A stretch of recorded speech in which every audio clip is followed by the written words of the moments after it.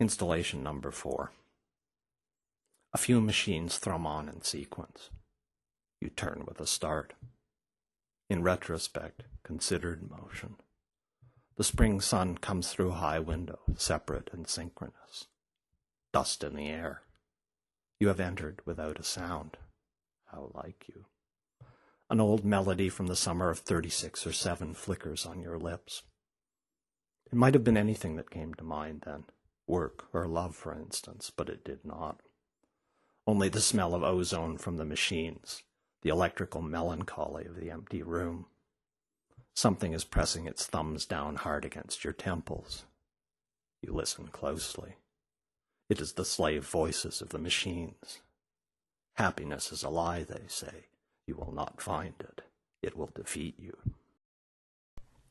Installation number 47, Sudden Pain.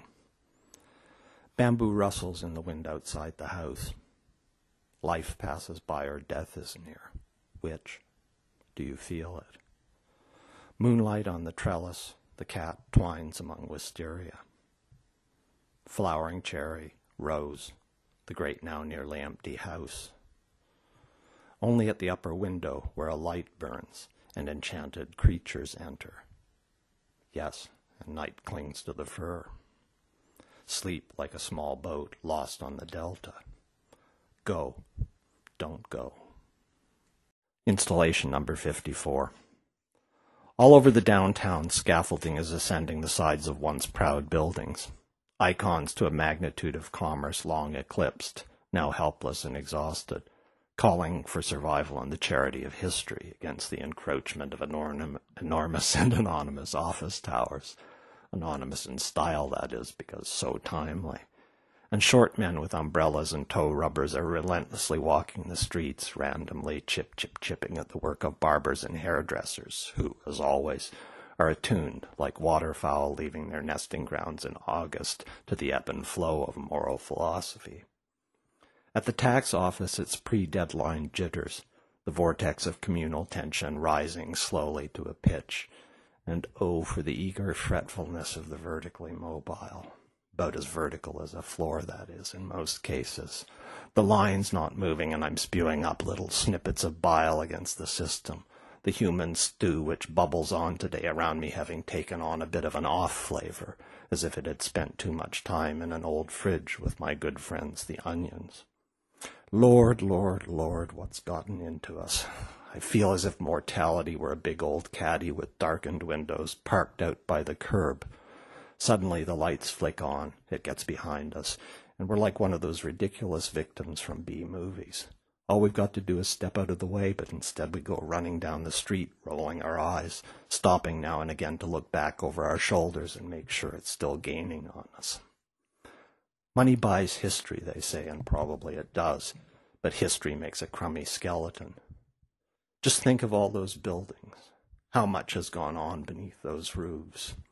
If we could sense it, tangibly I mean, we'd have to wade through so much shit and pain, through so much anguish, we'd end up swept away by the current, choking on those little emotions that didn't mean to die but got caught up in the maelstrom anyway. A banker at the sill across the street, looking out a window and thinking, just thinking, in 1929. The Warren Gargoyle which holds in perpetuum the memory of a stonemason plunging from the scaffolding in '05, drunk out of his skull, in the words of a friend up working with him at the time, and not exactly what one would call a reliable witness, according to the papers of the day, who later married his widow amidst a swirl of suspicion and innuendo. The fading image of two ghosts, half-dressed, sobbing and shushing in the long-gone ghost of an office storeroom. Soon she'll be pregnant, and he's already thinking he'd better fire her, the slut, before his wife gets wind of it. Streets full of people, too, cheering, hanging out of windows at the war's end. In the euphoria, everyone in love for a whole hour, thinking everything starts over from here, though of course it doesn't. Idleness, half-thoughts, a glance across an office's expanse. The rush of power like too much hot mustard, of someone closing in on a deal so big the thought of it makes him stagger. Chip, chip go the umbrellas. unfurled again like bats at twilight at the outside door, and out we go. Chip, chip, for I'm out on the streets again, parting my hair, my reverie, even the dignity I wasn't quite aware I was composing for the world. Trying to negotiate the concrete intervals between puddles, I feel like Euler, studying the 7 bridges of Königsberg, alert to impossibility. Freedom, freedom, meaning life insurance, I suppose. We're up to our ears in doublespeak. I think I'll wander down to the park for the rest of the afternoon and render unto Caesar. Call up Cameron and get blasted together over the phone. And as for you, mortality, old friend, just leave me be. I'm tired of your presence. Be gone with you. Don't darken my door with your ridiculous coupe de ville. Installation number 67. Someone across the subway car is lost in reverie. The machine of the soul lies idle. Good day, sir.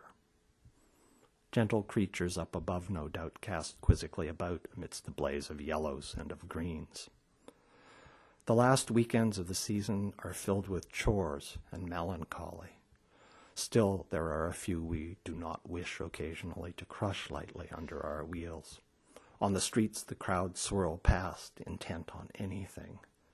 Like Mohammed, intent on passing through the eye of the needle, you are leaned against the bare magnolia in your red jacket. Overhead a kite leaps from a child's hand. It, too, is green. I had not thought to come upon such joy so easily. The technology of metal, turning. The snow comes down, blows or drifts, inanimate, without intention. Nonetheless, there are parts of the city where those without shelter freeze or huddle over gratings, or death comes by degree, beginning with this night. To some it is a comfort to believe some larger reason moves behind this, that pleasure is not created, but bestowed. Heavy snow has come, too, to the mountains, and many hunting there are stranded. It is possible at times like this, in need of warmth, to kill and gut a deer, to see the body cut, steam violently, and spend the night inside the freshly opened carcass. Afterwards, this comes to be recounted with such powerful nostalgia that, in having been told the story only once, and with the din of machinery as well around me, so that I had to strain and listen with great concentration, the smell of metal, freshly lathed, is tinged still with the smell of blood. It says the soul does not exist, that there is nothing to diminish pain or pleasure, or to give it permanence. The technology of miracles. Body of a dog by the highway. Doesn't move. Its head bent back, like someone on their way out the door, turning to say yes, not meaning to stop. As if someone had laid it out this way, spilled teacup of blood at the mouth. It mars the pavement. And how often it has been groomed, over and over, the fur shines. Not the sort of dog to run free, to yearn after cars by the highway. Somewhere a child is probably looking for the family dog. Have you seen our dog? Asks the child, and people say, no, try the Johnsons. We're near Chimayo of the Miracles, where the penitentes carried their crosses and scourged themselves at Easter. Yes, but they will pray for your sick child, says Teresa. Pain, the figure on the cross.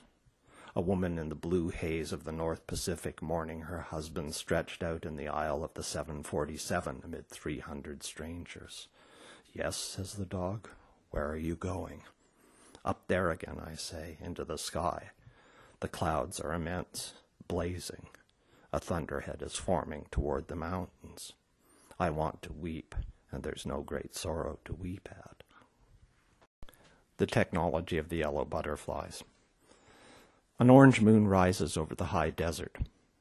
This is east of Bakersfield, and all day the weight of the sun has borne down, baking the land into exhaustion, so that toward 4, in all directions, dust devils have sprouted from the fields. The yellow butterflies dart and drift, not so many as to fill the air, but like the leaves of certain trees, the mountain poplar, for example, falling, whose season it is. But it was the faces I wanted to tell you about. There were ugly industrial flats and broken-down houses on the edge of town, half-dismembered pickups filling the front yards, huge TV antennas. Everything looked beaten down, as if someone had meant to level it into the earth. This was where the butterflies began. The eddies sprang up in the fields and died away, or swerved suddenly to jump the road. And later that night, in the high desert between Barstow and Needles, the huge orange moon just risen. The land to the east was suffused with that color, so it was like autumn, only strangely hot still, the way it streamed over my arm. I had been driving all day. Everything I owned was in the truck, and there was somebody I cared for with me. Whether I could have said in truth why I was going or not, I don't know. I had a new job. There were still 1,000 miles to go, and suddenly I was dead tired in the heart of America and filled with contempt for the idea of freedom.